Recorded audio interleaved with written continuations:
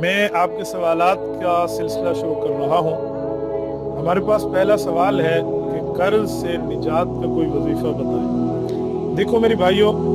قرض انسان جب لیتا ہے اس نیت سے اگر بولے کہ میں اس قرض کی ادائیگی کروں گا تو اللہ رب العزت ضرور بے ضرور اس کے لیے مواقع پیدا فرما دیتے ہیں۔ اس کے پاس ایسا کوئی نہ کوئی موقع ضرور آ جاتا ہے جس سے وہ قرض اتارنے کی پوزیشن میں جائے گا۔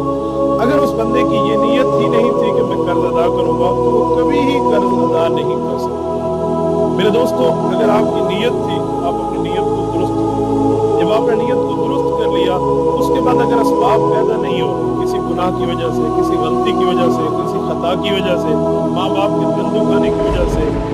اگر یہ معاملہ پیش آ جائے تو پھر اس کے لیے وظیفہ موجود ہے۔ اس وظیفے کو ایسے سمجھے کہ جیسے چہرے پر دھول ہو تو دھونے سے دھول ختم ہو جاتی ہے، کپڑا میلا ہو اس کو واش کرنے سے کپڑا صاف ہو جاتا ہے، اسی طرح اگر بدعمالیوں کی کچھ بندے کے اوپر کالک آ گئی ہے جس کی وجہ سے قرضہ اتارنے کی پوزیشن میں یہ نہیں رہا، حالانکہ اللہ کی اس کے ساتھ مدد تھی، جس کو ہم ایک وظیفہ بتا دیتے ہیں۔ یہ تجربہ کار بزرگوں کی طرف سے وظیفہ ہے جنہوں نے اس کو بار بار آزمایا ہے، اور اللہ رب العزت ان دوستوں کو یہ توفیق دے دیتی ہے کہ وہ اس وظیفے کے بعد اللہ رب العزت یہاں سے توفیق ملتی ہے اور قرضے کی ادائیگی کر دیتی ہے۔ مثلا صبح کی نماز کے بعد 3 بار درود ابراہیمی نماز والا درود شریف، اس کے بعد